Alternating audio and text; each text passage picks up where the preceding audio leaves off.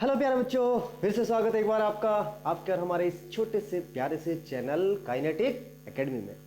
तो बच्चों, आज है हमारा फिजिकल वर्ड एंड मेजरमेंट का लेक्चर नंबर 2। ये हमारा पहले पार्ट का बेसिक चल रहा था, बिल्कुल एकदम, है ना। पहला पार्ट है ही बेसिक, तो इसमें हमारा थोड़ा सा पोर्शन और बचा हुआ था। मैंने कहा था जल्दी, ये केवल इसीलिए ये 2 लेक्चर में ही खत्म हो गया, ठीक है। तो इससे पहले हमने वैज्ञानिकों की धारणाएं क्या है साइंस के बारे में सभी को हमने सुना। प्लेटमी को सुना, कोपरनिक्स को सुना, केपलर को सुना, आइंस्टाइन को सुना, हॉकिंस को सुना, ठीक है ना। और न्यूटन के गुरुत्वाकर्षण के बलों के बारे में हमने इसमें जिक्र किया। तो आज है बेटा हमारे प्रकृति में मूल बल। जो आज का हमारा टॉपिक है वो यहां से शुरू होता है, प्रकृति में मूल बल, यानी कि fundamental forces in nature.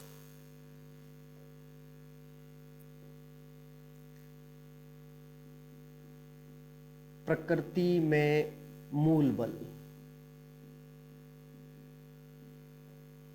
Fundamental forces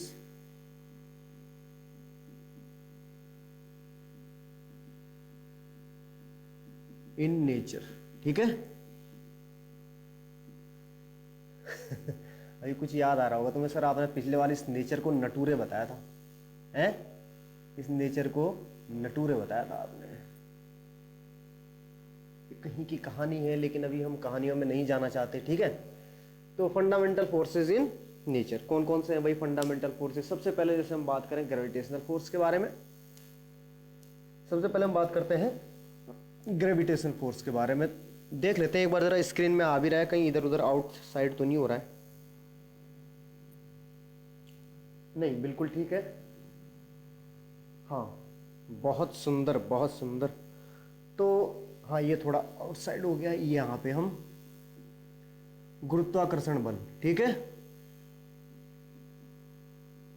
गुरुत्वाकर्षण बल,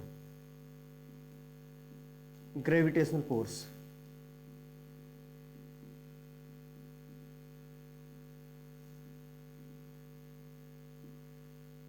तो क्या है बेटा ग्रेविटेशनल फोर्स? पहली बात ये बता दूं मैं, प्रकृति का सबसे कमजोर बल है ये, कमजोर बल। अभी जो कुछ स्टूडेंट ये समझ रहे होंगे कि ये चैप्टर बिल्कुल भी किसी भी दृष्टि से इंपॉर्टेंट नहीं है, मेरा ये मानना है कि जितने भी तुम अभी विश्व में अगर ये वीडियो देख रहे होंगे तो ये बात बहुत कम को पता होगी, ठीक है। जो बच्चे अच्छे हैं पढ़ने में, जो देखते हैं सब कुछ छोटी छोटी चीजें, उनको पता होगा, लेकिन बहुत सारे बच्चों को ये मोस्टली पता नहीं होगा कि प्रकृति का सबसे कमजोर बल है गुरुत्वाकर्षण बल, ठीक। क्यों? अरे ये तो आप समझते हो गुरुत्वाकर्षण बल कमजोर क्यों है। अभी हम चल रहे हैं, मान लिया एक तुम्हारे साथ कोई दूसरा साथी चल रहा है, दोनों के बीच गुरुत्वाकर्षण बल है, तो लेकिन क्या महसूस हो रहा है तुम्हें? बिल्कुल भी महसूस नहीं हो रहा है। कहीं महसूस हो रहा है? नहीं महसूस हो रहा है, ठीक है। क्योंकि इसकी वैल्यू क्या है बेटा? इसकी वैल्यू हैविली बॉडीज के लिए है। हैविली बॉडीज के लिए क्यों है? देखो इसका मान क्या है, गुरुत्वाकर्षण नियतांक। अद्य पूरे ब्रह्मांड में एक बात और ध्यान रखना, अगर हम जी की वैल्यू कितनी होती है, 6.67 इंटू 10 की पावर -11, ठीक है। और यहां पे क्या आ जाएगा, kg, sorry metre cube, kg second square, है ना। यही तो है, यही। देखो इसका मान 10 की पावर -11, यार बहुत ज्यादा वैल्यू है माइनस में, ठीक है। यदि कोई बॉडीज जिसका वेट जो है, जिसका वेट जहां पे ग्रेविटेशनल फोर्स की वैल्यू क्या होती है, यदि वैल्यू यहां पे यहां चली जाए 10 की पावर प्लस में चली जाए, 10 की पावर क्या किस में चली जाए, प्लस में चली जाए, तो ये वहां पे फील होगा। यानी कि हैविली बॉडीज के लिए, जैसे सन है हमारा और अर्थ हो गई हमारी, मून हो गया हमारा, इन जगहों पे ये क्या ये फील हो सकता है, लेकिन यहां पे ये फील नहीं हो सकता। और बताया भी है बेटा इसमें ग्रेविटेशनल फोर्स के बारे में, ये वैसे क्या पॉइंट चार्ज, पॉइंट मासेस के बीच ये लगता है। सर अभी तो आप बता रहे हैं कि बहुत हैविली बॉडीज पे अप्लाई होता है, और अभी आप बता रहे हैं पॉइंट मासेस पे, तो अभी इसको थोड़ा जस्टिफाई करते हैं। दिखाई दे रहा है? हाँ, बस मैं यही देखना चाह रहा था कि दिखाई दे रहा है यहाँ तक, ठीक है।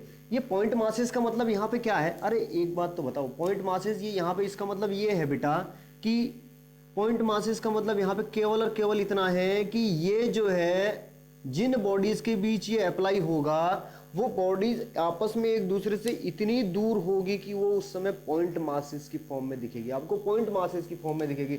यदि यहाँ पे हम बात करें, ये सन है और ये हमारी धरती माता है, ठीक है, ये अर्थ है, तो इन दोनों के बीच की डिस्टेंस अपने आप में ही ये दोनों क्या पॉइंट चार्ज हो जाएंगे। अभी हम यहाँ से सन को देखते हैं, सूरज को देखते हैं, सूर्य भगवान को देखते हैं, कितना दूर, इतना सा छोटा सा दिखाई देता है, पॉइंट मासेस की फॉर्म में दिखाई देता है, ठीक है। तो ये बहुत दूर है। और क्या फार्मूला था इनके लिए, F = G m1 m2 बटे आर स्क्वायर, यही तो था, जहां पे G की वैल्यू क्या होती है 6.67 × 10⁻⁻11 metre cube by kg second square, ठीक है। इतनी बात सबको समझ में आ गई, प्रकृति में सबसे कमजोर बल है। चलो अब बात करते हैं हम दूसरे इलेक्ट्रोमैग्नेटिक फोर्स, ठीक है, वैद्युत चुंबकीय बल। वैद्युत चुंबकीय बल, वैद्युत चुंबकीय बल,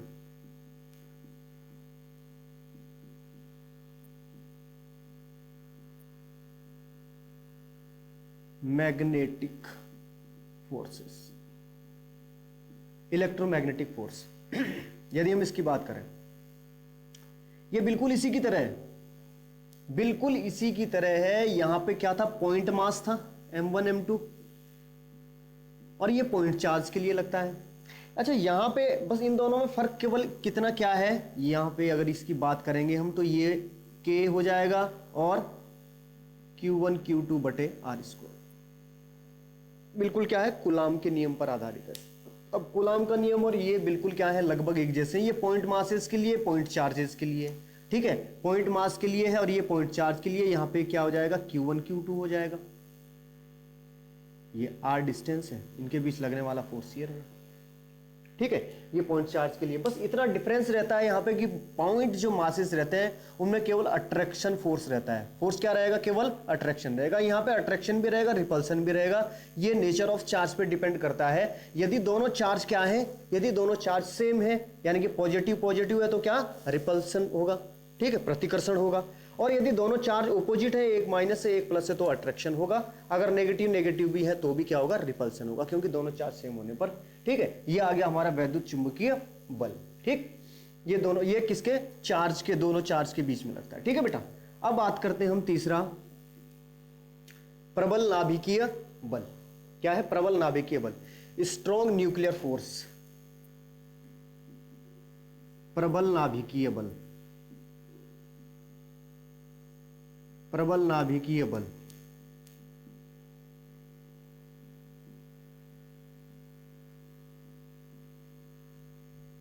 प्रबल नाभिकीय बल, इसके बारे में यदि बात करें, प्रकृति में पाया जाने वाला सर्वशक्तिशाली बल है ये, सर्वशक्तिशाली बल, यानी कि सबसे स्ट्रॉन्ग फोर्सेस है। ये क्या है, सबसे स्ट्रॉन्ग फोर्सेस, ठीक है। बाद में यही बेसिक तो पढ़ेंगे यार हम, ठीक है, यही बेसिक इसमें पहले चैप्टर में। और क्या रहेगा, अब तुम वैसे थोड़ी सोचोगे कुछ बहुत लंबा चौड़ा चैप्टर हो जाएगा। वैसे तो लोग इसे पढ़ना ही पसंद नहीं करते, लोग सोचते हैं यार आगे भागो जल्दी, इसमें रखा क्या है। बहुत सारे टीचर भी, मैंने जैसे बताया था आपको, कि छुड़वा देते हैं, ठीक है। लेकिन ये मेरे हिसाब से बहुत इंपॉर्टेंट है, ठीक है, बहुत इंपॉर्टेंट है, पता होना चाहिए आपको रेक के बारे में। अब आते हैं दुर्बल नाभिकीय बल, दुर्बल नाभिकीय बल, दुर्बल नाभिकीय बल, weak nuclear forces, weak nuclear force, ठीक है। दुर्बल नाभिकीय बल क्या होते हैं, प्रकृति में पाए जाने वाले दुर्बल बल होते हैं, ये तो पहले ही पता चल गया आपको। लेकिन ये बल, लेकिन जो ये दुर्बल नाभिकीय बल है, ये बल जो है, यह बल किससे, गुरुत्वाकर्षण बल से, गुरुत्वाकर्षण बल से, ओहो बल की जगह बस लिख दिया, बल से 10 की पावर 25 गुना अधिक शक्तिशाली होता है। गुना अधिक शक्तिशाली, माय गॉड, अधिक पावरफुल। यानी कि दुर्बल नाभिकीय बल है। अभी तो तुम पहले इसको देख के यही सोच रहे होंगे कि दुर्बल नाभिकीय बल है, सर बता रहे थे सबसे प्रकृति का सबसे कमजोर बल वो है, तो दुर्बल इसको क्यों लिखा है। ठीक है, तो अब पता चल गया बेटा, ये दुर्बल नाभिक, सबसे कमजोर बल तो वही है, दुर्बल नाभिकीय बल है ये। ठीक है, ये गुरुत्वाकर्षण बल से 25 गुना अधिक क्या है, शक्तिशाली है। 10 की पावर कितना, 25 टाइम। ठीक है, this force is strongest than gravitational forces, कितना, 10 की पावर 25 टाइम्स, 10 की पावर 25 टाइम्स। ओके, इतना ये पावरफुल है इससे। अब यदि हम बात करें यहां पे दुर्बल नाभिकीय बल जो है, हमने इसका कंपैरिजन किससे किया, ग्रेविटेशनल से। ये इससे भी बहुत अधिक शक्तिशाली है। यह है वैद्युत यानी कि चुंबकीय बल से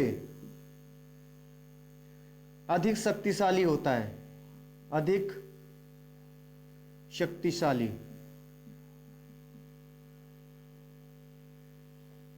इससे भी अधिक शक्तिशाली होता है, कितना भाई, यदि देखो मैंने ये बताया वैद्युत चुंबकीय बल में हमारे पास क्या रहते हैं, पॉइंट चार्ज होते हैं। यदि यहां पे प्रोटॉन प्रोटॉन हो, क्या है, यदि यहां पे हमारे पास दोनों कण, इनके जगह प्रोटॉन प्रोटॉन हो, प्रोटॉन, और ये भी क्या है, आर डिस्टेंस पे प्रोटॉन हो गया। यदि ये दोनों कण प्रोटॉन, तो इनके बीच लगने वाला जो फोर्स है जिसकी वैल्यू हमने यहां निकाली, ये होगा F। ये कितना होगा,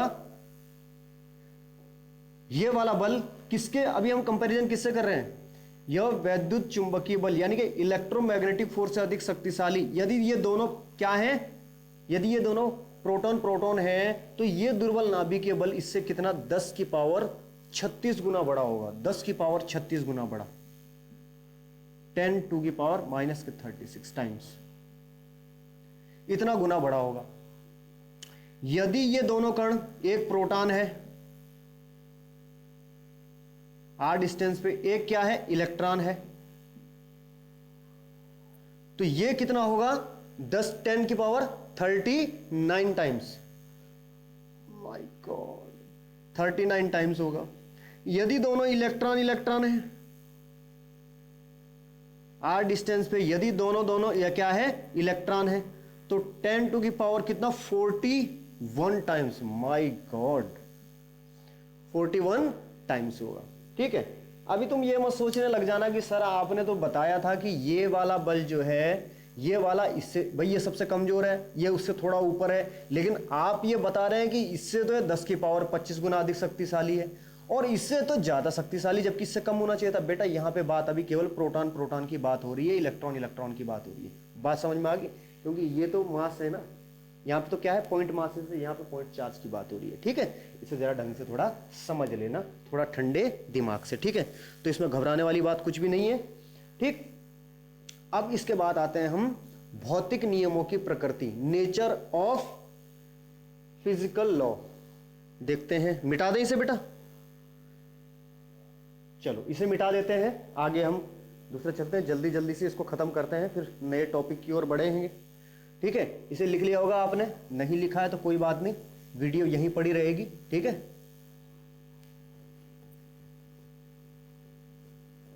जल्दी जल्दी से इसे खत्म करने हैं।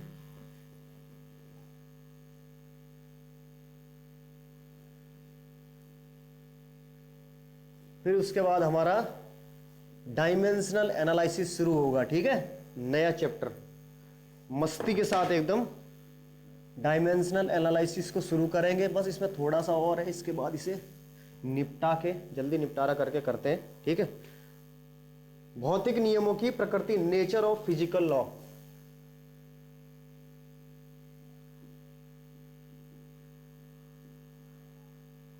भौतिक नियमों की प्रकृति।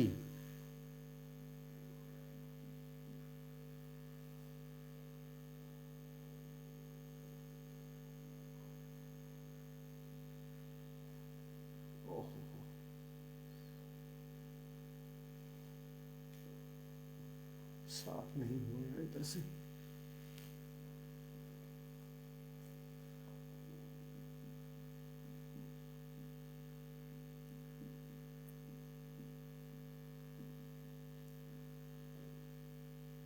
नेचर ऑफ फिजिकल लॉ, ठीक है।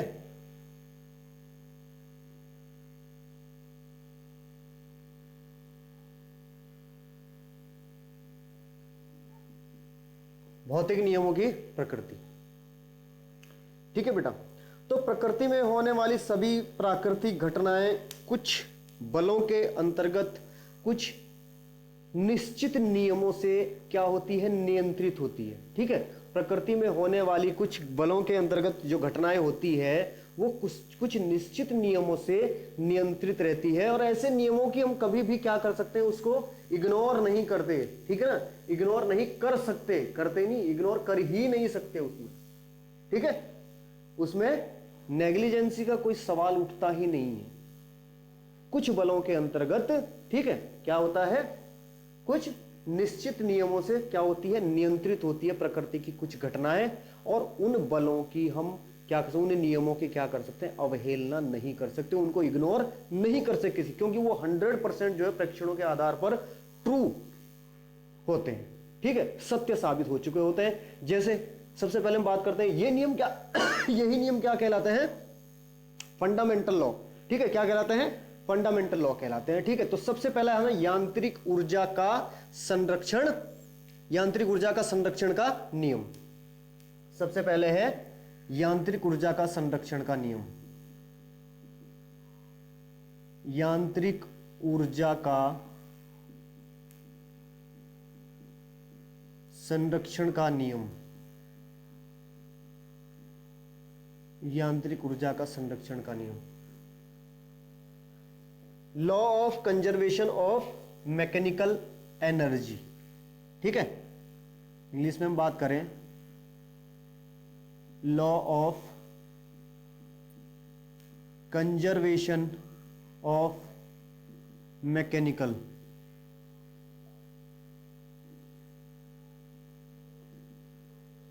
एनर्जी,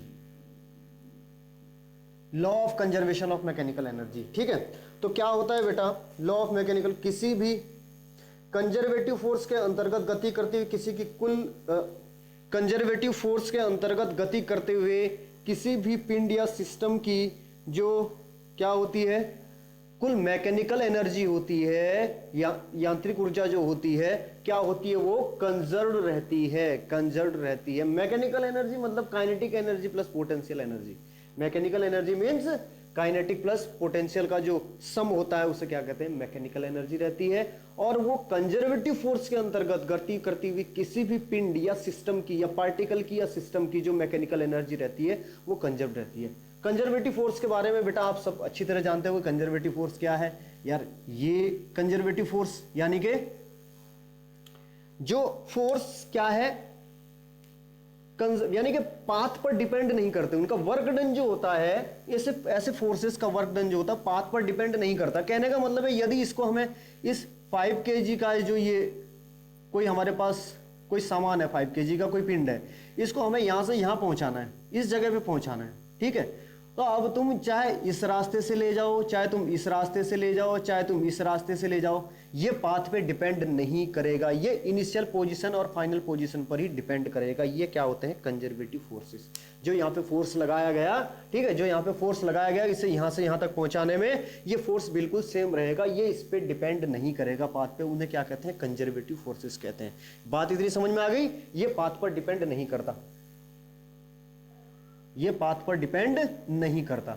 यदि हम बात करें, देखो पाथ पर डिपेंड नहीं करता, कैसे पाथ पर डिपेंड नहीं करता, अरे यार एक बात है, चलो हमने इसे यहां से यहां खिसका दिया भाई, 5 kg था, यहां से यहां छोड़ दिया हमने, इसने 6 मीटर का रास्ता तय किया और ये यहां से यहां आ गिरा, ठीक। यदि हम यहां पे निकालते हैं, यदि हम यहां पे निकालते हैं वर्क डन, वर्क डन कितना काम हुआ इसमें, ठीक है, work done due to gravity, भाई ग्रेविटी के कारण तो हुआ, ग्रेविटी के कारण ये यहां से यहां खिसक के आया ना, अरे ग्रेविटी के कारण यार ये यहां से नीचे जा रही है ना, ग्रेविटी के कारण, ठीक है, ये यहां से यहां खिसका, तो ये क्या भाई वर्क डन क्या होता है, एफ डी कॉस थीटा, यही तो फार्मूला लगाते हो तुम लोग, F D cos theta. F यानी कि यहां से क्या हो जाएगा, F is equal to M A होता है ना, एम ए, तो ए तो लेंगे नहीं हम, यहाँ पे क्या लेंगे, ड्यू टू ग्रेविटी जी लेंगे। ठीक है, m की वैल्यू कितनी है भाई, 5 है, 5 m की वैल्यू है, 9.8 g की वैल्यू हो जाएगी। ठीक है, 5 अट्ठे 40 की जीरो आंसर लगे 4, 5 नम 36, सॉरी 5 नम 45, 45 और 4 49 हो गया, 49.0 क्या हो गया, ये वर्क का न्यूटन हो जाएगा। ठीक है, इतना न्यूटन हो गया, एफ की वैल्यू इतनी आ गई, अब रख दो भाई वैल्यू यानी कि 49 पॉइंट, डी कितनी है, डिस्टेंस कितनी है 6, 49 इंटू 6 हो गया, कॉस थीटा यानी कि थीटा की value, theta between force and displacement, force and displacement, theta इसके बीच का। अब देखो फोर्स की डायरेक्शन किधर है, अरे जब फोर्स की डायरेक्शन किधर है यार, फोर्स की डायरेक्शन नीचे को ही तो रहेगी, फोर्स की डायरेक्शन नीचे को ही रहेगी, ड्यू टू ग्रेविटी फोर्स की डायरेक्शन नीचे को ही रहेगी। ठीक है, और डिस्प्लेसमेंट भी क्या हो रहा है, नीचे को ही हो रहा है, डिस्प्लेसमेंट भी क्या हो रहा है, नीचे को ही हो रहा है, यानी कि दोनों की डायरेक्शन सेम है, दोनों की डायरेक्शन सेम है, तो बिटवीन थीटा ये theta between F and D कितना हो जाएगा बेटा, cos 0, cos 0 का मान कितना होता है, 1 होता है, तो 1 से इस पे कोई फर्क नहीं पड़ेगा, 6 की गुणा कर दो, 6 नम 54 का 4, हासिल लगे 5, 6 चौक 24 और 4, 24 और 5 कितना हो गया 29, इतना जूल हो गया, कितना हो गया, इतना जूल हो गया। अब इसी को ही मैं क्या करता हूं, देखो इसी 5 kg को हमने क्या किया, यही 5 kg था, ये कितना आया, यहां पे खिसक के आया, यही 5 kg यहां पे खिसक के आया। अब एक बार तो ये खिसक के यहां आ गया, दूसरी बार हमने इसे वापस यहां से यहां ले गए, तीसरी बार फिर हम वापस इसे यहां से यहां ले आए। भाई हमने पहले जो है एक इस पाथ के लिए निकाला, केवल यहां से यहां खिसक के आएगा। अब हमने क्या किया कि एक बार तो इसे यहां से यहां छोड़ा, फिर हमने यहां से इसे फिर ऊपर ले गए, फिर नीचे लाए। अब वर्क डन फाइनल करो, अब वर्क डन कितना हो गया, कर दो भी भाई। पहले सबसे पहले हम इसके लिए करेंगे ना, डिस्टेंस वही है, वेट भी वही है। अभी हम W1 करेंगे भाई, 3 वैल्यू निकलेगी वर्क डन की, एक बार इसके लिए, एक बार इसके लिए, एक बार इसके लिए। मैं कंजर्वेटिव फोर्स की बात बता रहा हूं कि कंजर्वेटिव फोर्स किस प्रकार डिपेंड करती है। जब मैंने ये बताएगा आपको कि ये पाथ पे डिपेंड नहीं करती है, तो वो अभी यहां पे मैं दिखा रहा हूं आपको। W1 की वैल्यू क्या निकलेगी, यही निकलेगी 294 जूल, क्योंकि यहां से तो यही डायरेक्शन है। ठीक है, अब बात करते हैं W2 की, जब ये ऊपर जाएगा। W2 की वैल्यू कैसे फाइंड करोगे बेटा, W2 की वैल्यू फाइंड, फार्मूला वही लगाओगे, F D cos theta. F की वैल्यू तुम वही रखोगे, 49 ही वैल्यू आएगी, डी की वैल्यू भी 6 ही है, क्योंकि ऊपर के लिए 6 है, नीचे के 6 है, तो ऊपर के लिए भी 6 ही रहेगी। ठीक है, cos theta, theta between F and D. अब देखो यहां पे जो है ये फोर्स नीचे की ओर, बल कहां लगाएगा भाई, नीचे की ओर ही तो लगाएगा, चाहे वो नीचे यहां पर है धरती पर, लेकिन बल तो, फोर्स की डायरेक्शन तो नीचे की ओर ही है इसकी फिर भी। ठीक है, अब डिस्प्लेसमेंट किधर को हो रहा है, ऊपर की तरफ हो रहा है, तो अब यानी कि इस तरीके से हो रहा है, यानी कि फोर्स इधर को लग रहा है, और दोनों ऑपोजिट है, ऑपोजिट में बनने वाला एंगल कितना हो जाएगा, 180 का हो जाएगा, यानी कि cos 180, cos 180 यानी कि 49, और इसकी मल्टीप्लाई कितनी आई थी भाई तुम्हारी 294, और cos 80 कितना होता है, माइनस का 1 होता है, यानी कि माइनस के 294 जूल, इतना आ गया। W2 की वैल्यू ये आ गई, W3 की वैल्यू वही आएगी, क्योंकि अब ये नीचे आया, तो ये W3 की वैल्यू कितनी आ गई, जो पहले की वैल्यू थी हमारी, कितनी थी 294 जूल। देखो माइनस का 294 जूल प्लस का 294 जूल, जब ये तीनों ऐड होंगे तो कटेंगे भाई, W फाइनल में निकालोगे ना तुम, W1 plus W2 plus W3 ये निकालोगे ना, तो ये दोनों तो कट गया आपस में, W2 और W3 कट गए, एक प्लस का था एक माइनस का, फिर पहले ही बचा 294 जूल। क्या आंसर सेम आया, ये वाला और ये वाला, क्या आंसर सेम है या नहीं है? देखो पूरा तुम्हें दिखाई दे रहा है नहीं दिखाई दे रहा, पहले बताओ। ये नीचे का पोर्शन नहीं दिखाई दे रहा, तो इसको हम यहां लिखेंगे, क्या आंसर सेम आया, W is equal to WG 294 joule. अब देखो ये आंसर सेम है या नहीं है, यानी कि ये पाथ पे डिपेंड नहीं करता है। इतनी बात समझ गए बेटा। कंजर्वेटिव फोर्स देखो हम समझा कुछ रहते, कंजर्वेटिव फोर्स समझाना पड़ेगा हमें, थोड़ा लंबा हो गया। ठीक है, कोई बात नहीं, इतनी बात समझ में आ गई ना, मिटा दो इसे, बिल्कुल, या यहीं पे पढ़ा हुआ है, समझ में ना आए दोबारा चेक कर सकते हो, कोई बात नहीं, वीडियो यहीं के यहीं पड़ी हुई है, कहीं नहीं जा रही है। ठीक है, कोई इतना बड़ा साइंटिस्ट नहीं हुआ है कि हाँ अपनी वीडियो प्राइवेट कर दूं और फिर खुद ही देखूं अपने आप, है ना। यांत्रिक ऊर्जा अब समझ में आ गई बेटा। यांत्रिक ऊर्जा संरक्षण का नियम क्या है? ठीक है, कंजर्वेटिव फोर्स के अंतर्गत गति करते हुए किसी भी पिंड या सिस्टम या पार्टिकल की जो मैकेनिकल एनर्जी रहती है वो कंजर्व्ड रहती है। इतनी बात समझ में आ गई, इसको हमने आपको बता भी दिया। ठीक है, यांत्रिक ऊर्जा अब है क्या है, ऊर्जा संरक्षण का सामान्य नियम, ऊर्जा संरक्षण का सामान्य नियम, ऊर्जा संरक्षण का सामान्य नियम।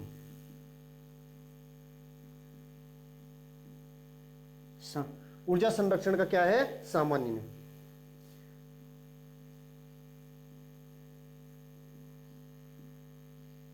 General law of conservation of energy. तो ये बहुत ही छोटी बात है, आपको पहले भी पता होगी, बहुत बार आपने सुनी भी होगी कि ऊर्जा क्या है। ऊर्जा को ना ही उत्पन्न किया जा सकता है, ना ही उसको नष्ट किया जा सकता है, केवल क्या किया जा सकता है? उसकी ट्रांसफॉर्म किया जा सकता है, उसको दूसरी फॉर्म में बदला जा सकता है, दूसरे रूप में ढाला जा सकता है। ना उसको पैदा किया जा सकता है, ना ही उसको नष्ट किया जा सकता है। इतनी बात समझ में आ गई बेटा? ये तो आपको पहले से भी पता होगी। नंबर 3 क्या है? द्रव्यमान ऊर्जा संरक्षण का नियम। द्रव्यमान ऊर्जा संरक्षण का नियम।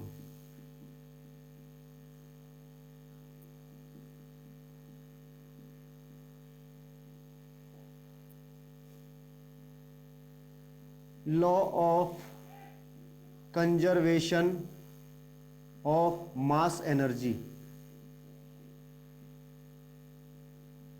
Law of conservation of mass energy, ठीक है। द्रव्यमान ऊर्जा संरक्षण का नियम। तो द्रव्यमान ऊर्जा संरक्षण के नियम के बारे में आइंस्टाइन क्या कहते हैं? द्रव्यमान ऊर्जा संरक्षण के बारे में बेटा आइंस्टाइन क्या कहते हैं? आइंस्टाइन ने फार्मूला दिया E = mc²। आइंस्टाइन के प्रिंसिपल ऑफ रिलेटिविटी, सापेक्षिकता का जो सिद्धांत था, उससे पहले यह माना जाता था कि द्रव्यमान ऊर्जा संरक्षण का नियम अलग है और ऊर्जा संरक्षण का नियम, द्रव्यमान संरक्षण का नियम अलग है और ऊर्जा संरक्षण का नियम अलग है। लेकिन आइंस्टाइन ने जब यह फार्मूला दिया E = mc², तो आइंस्टाइन ने यह कहा कि द्रव्यमान भी ऊर्जा का ही एक रूप है। द्रव्यमान भी क्या है? ऊर्जा का ही एक रूप है, ये अलग अलग नहीं है, ठीक है। तो क्या होता है? किसी निकाय की कुल ऊर्जा तथा उसके द्रव्यमान के समतुल्य ऊर्जा का योग। किसी निकाय की कुल ऊर्जा, किसी निकाय या सिस्टम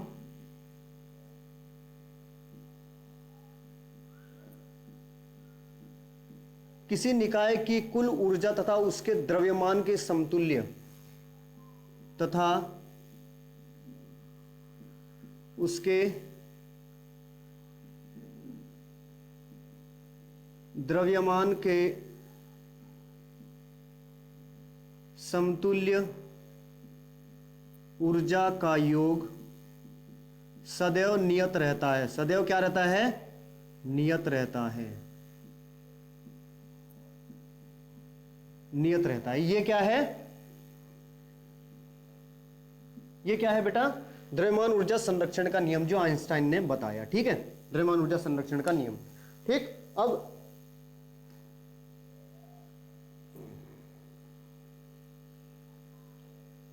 टाइम क्या हुआ? अच्छा, चलो। बहुत बार जैसे अभी हम क्या करते हैं, हम यदि यहां बात करें कि कोई x प्लस y, ये दो पदार्थ इन्होंने मिलाकर xy पदार्थ बनाया, ठीक है, xy पदार्थ बनाया, इसी के बारे में बात कर रहे हैं हम द्रव्यमान ऊर्जा संरक्षण। इसमें क्या होता है कि ये दोनों जो है, जो इसमें अभिक्रिया में भाग ले रहे हैं, इन दोनों को मिलकर हमारा ये वाला भाग बना। यदि इसकी बंधन ऊर्जा इन दोनों की बंधन ऊर्जा से अधिक होती है, तो यहां ये क्रिया क्या कहलाएगी? ऊष्माक्षेपी। ऊष्माक्षेपी, ऊष्माक्षेपी अभिक्रिया कहलाएगी, ठीक है। क्या कहलाएगी? ऊष्माक्षेपी अभिक्रिया कहलाएगी, यानी कि इसे बोलते हैं exothermic, exothermic reaction, exothermic reaction. यदि यदि बंधन ऊर्जा जो है, ठीक है, यदि इसकी जो बंधन ऊर्जा है यदि इससे कम हो गई तो ऊष्माशोषी, यानी कि एंडोथर्मिक, एंडोथर्मिक रिएक्शन। ठीक है, तो क्या कहलाएगी? एंडोथर्मिक रिएक्शन कहलाएगी। कहने का मतलब क्या है कि द्रव्यमान में कमी जो होगी तो द्रव्यमान के कमी के समतुल्य ऊर्जा प्राप्त होगी। द्रव्यमान में कमी के समतुल्य ऊर्जा क्या होगी? प्राप्त होगी। अगर द्रव्यमान में कमी होगी तो उसके समतुल्य ऊर्जा प्राप्त होगी। ठीक है, द्रव्यमान में कमी है तो उसी के और द्रव्यमान में क्या है? जितनी अगर ऊर्जा में कमी है तो द्रव्यमान में कमी के समतुल्य, तब तो द्रव्यमान के कमी के। और ऊर्जा में क्या है? यदि भाई ऊर्जा में मैंने कहा कि ऊर्जा में यदि क्या है? कमी है तो उसके समतुल्य द्रव्यमान ऊर्जा क्या होगी? में वृद्धि प्राप्त होगी। ठीक है, और द्रव्यमान में यदि कमी है तो द्रव्यमान में कमी के समतुल्य ऊर्जा प्राप्त होगी। ठीक है, अब चलो अब आगे चलते हैं। और देखो द्रव्यमान में इसमें बहुत कम चेंज आता है, माइनर सा चेंज होता है जिसको हम क्या कर सकते हैं? ऑब्जर्व नहीं कर पाते। ठीक है, द्रव्यमान में चेंज होता है लेकिन माइनर सा चेंज होता है। अब आता है हमारा उसके बाद आवेश संरक्षण का नियम। कुछ दूसरे नियम भी हैं। आवेश क्या है? संरक्षण का नियम। आवेश संरक्षण का नियम, law of conservation of charge. Law of conservation of charge, ये पहला तो समझ गए ना आप? भाई पहले में क्या है बेटा? यदि द्रव्यमान में कमी होती है, ठीक है, द्रव्यमान में कमी है तो उसके समतुल्य ऊर्जा प्राप्त होती है। और यदि ऊर्जा में कमी है तो उसके समतुल्य द्रव्यमान ऊर्जा में क्या होती है? उसके समतुल्य द्रव्यमान में वृद्धि होती है फिर। ठीक है, द्रव्यमान में यदि कमी होगी तो द्रव्यमान की कमी के समतुल्य यानी कि उसके इक्विवेलेंट एनर्जी हमें प्राप्त होगी जितनी द्रव्यमान में क्या है? कमी है। और यदि ऊर्जा में कमी है तो फिर उतनी द्रव्यमान में हमें क्या होगी? वृद्धि प्राप्त होगी। ठीक है, आवेश संरक्षण का नियम। देखो आवेश संरक्षण का नियम क्या कहलाता है? किसी भी आइसोलेटेड सिस्टम का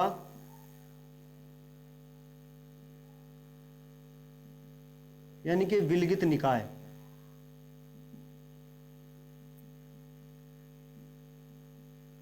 यूनिवर्स,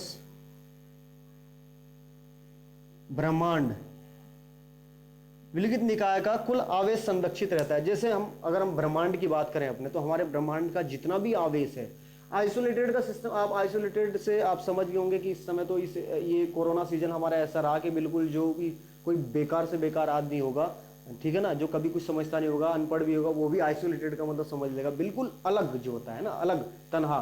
भाई मेरे को जो है, मैं कल उन लोगों से मिला था और वो लोग बीमार थे तो इसलिए मैंने खुद को आइसोलेट कर लिया घर में आके, यानी कि मैंने अकेले कमरे में खुद को बंद कर लिया, अकेले हो गया हूँ मैं, बिल्कुल एकदम तन्हा हो गया हूँ, पृथक हो गया हूँ सबसे। ठीक है, तो आइसोलेटेड सिस्टम जो सबसे अलग है, पृथक है, उसका जो टोटल चार्ज है वो हमेशा क्या रहता है? हमेशा कंजर्व रहता है। जैसे हमारा यूनिवर्स है, ब्रह्मांड है, ठीक है, अगर हम उसकी बात करें तो यूनिवर्स यानी कि आइसोलेटेड सिस्टम ऑफ चार्ज, मतलब इसे हम ये कह सकते हैं कि वहां से ना तो हम चार्ज में कोई परिवर्तन कर सकते हैं, ना उस चार्ज को बढ़ा सकते हैं।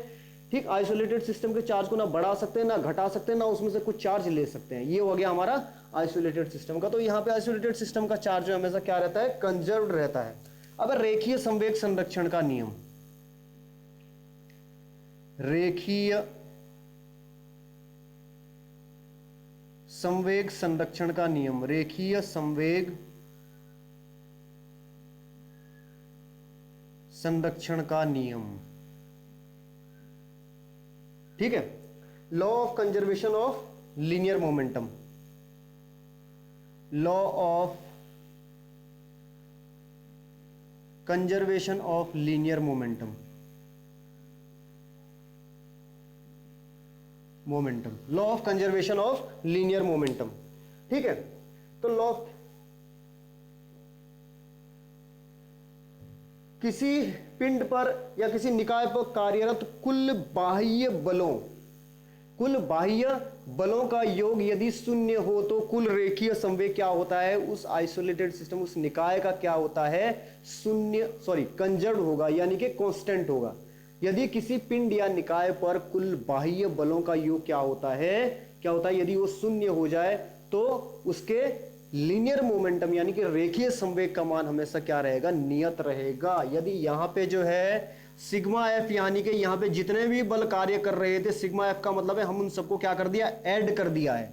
उन सबका सम जो है यदि क्या आ रहा है, 0 आ रहा है, कहने का मतलब यदि हम इसे इस फॉर्म में लिखें तो हमारा जो क्या रहेगा, लीनियर मोमेंटम जो रहेगा उसका वो कुल लीनियर मोमेंटम को हमारा क्या रह जाएगा, कांस्टेंट हो जाएगा। कांस्टेंट यानी कि नियत हो जाएगा। यदि यहाँ पे केवल ध्यान रखना बेटा, बाह्य बलों की बात हो रही है, आंतरिक बलों की बात नहीं हो रही है। इतनी बात समझ में आ गई। यानी कि किसी भी निकाय या किसी भी सिस्टम पर आरोपित कुल बाह्य बलों का, यानी कि सारे जो बाह्य बल हैं जो काम कर रहे हैं उस पर, यदि उनका सम जो है क्या हो जाएगा, यदि 0 हो जाए तो इसका लीनियर मोमेंटम क्या रहेगा, कांस्टेंट रहेगा। ठीक, इतनी बात समझ में आ गई। अब लास्ट पॉइंट क्या है, कोणीय संवेग संरक्षण का नियम। कोणीय संवेग संरक्षण का नियम, कोणीय संवेग संरक्षण का नियम, संरक्षण का नियम, लॉ ऑफ अरे यार पीछे दिखाई भी दे रहा है या नहीं दिखाई दे रहा है, या लिखते जा रहा हूं मैं। कोणीय संवेग संरक्षण का नियम, इसे बेटा हमें थोड़ा मिटाना पड़ेगा ऊपर से, तो मैं उम्मीद करता हूं कि आपने आवेश संरक्षण का नियम लिख लिया। यहीं पे हम कोणीय संवेग संरक्षण का नियम, क्योंकि नीचे दिखाई नहीं देगा, ठीक है, इतना आपने लिख लिया होगा। चलो इसकी जगह हम लिखते हैं कोणीय संवेग संरक्षण का नियम। ठीक है, कोणीय संवेग संरक्षण का नियम,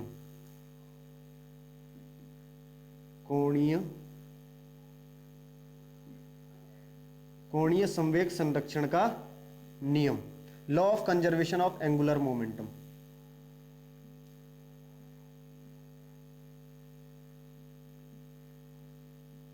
कोणीय संवेग संरक्षण का नियम, ठीक है। इस नियम के अनुसार यदि किसी निकाय या सिस्टम पर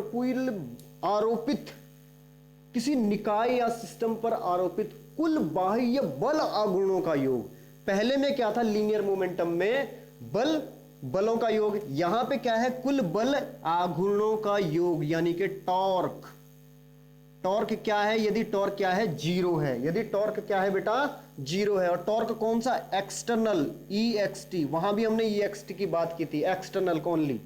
कुल बाह्य बलों की बात की थी, लीनियर मोमेंटम में, एंगुलर मोमेंटम में हम बात कर रही है कुल बाह्य बल आघूर्ण। बल आघूर्ण क्या होते हैं बेटा, वह बल, ठीक है, जो किसी पिंड को उसके अक्ष के परितः घुमाने की प्रवृत्ति रखता हो तो उसे क्या कहते हैं, बल आघूर्ण कहते हैं। ध्यान रखा करो, ये छोटी छोटी बातें जो है ये पता होनी चाहिए। तो यहां पे जब ये है तो एंगुलर मोमेंटम कितना हो जाएगा बेटा, एंगुलर मोमेंटम की वैल्यू क्या हो जाएगी, कांस्टेंट हो जाएगी। क्या, कांस्टेंट हो जाएगी। इतनी बात समझ में आ गई। इसे आई ओमेगा भी लिख सकते हो तुम, मोमेंट ऑफ इनर्शिया, और ठीक है, ये इतनी बात समझ में आ गई बेटा, ये क्या हो जाएगा, कांस्टेंट। ठीक है, मोमेंट ऑफ इनर्शिया और एंगुलर वेलोसिटी, ये तो तुम्हें पता ही है, ओमेगा क्या हो जाएगी, एंगुलर वेलोसिटी। तो ये सब क्या है, यहां तक हमने जो पढ़ा वो हमने यहाँ का अभी फर्स्ट चैप्टर का हमने बेसिक पढ़ा है। जो भी इसमें जितनी भी जानकारियां जो सब देने लायक थी मैंने आपको समझाने की कोशिश की। उम्मीद है आप लोगों ने इसे पसंद किया होगा, समझ में आ गया होगा आपके। अगर फिर भी कोई दिक्कत रहती तो आप मुझे कमेंट बॉक्स में जरूर लिखिएगा। बस बेटा इतना जरूर करना कि अगर वीडियो पसंद आए तो लाइक और शेयर जरूर करना, अपने दोस्तों को जरूर बताना, ठीक है ना, उन्हें शेयर करना, उन्हें पढ़ने के लिए बोलना। यदि तुम्हारे समझ में आता है, नहीं समझ में आता है तो बेटा कोई बात नहीं, लेकिन मैं अपने आप से पूरी समझाने की कोशिश जरूर करूंगा फिर भी, ठीक है। तो मेहनत करते रहें, नोट्स बनाते रहे, अपने हैंड राइटिंग में नोट्स जरूर बनाने, उसी से याद होगा। तब तक के लिए टेक केयर, बाय।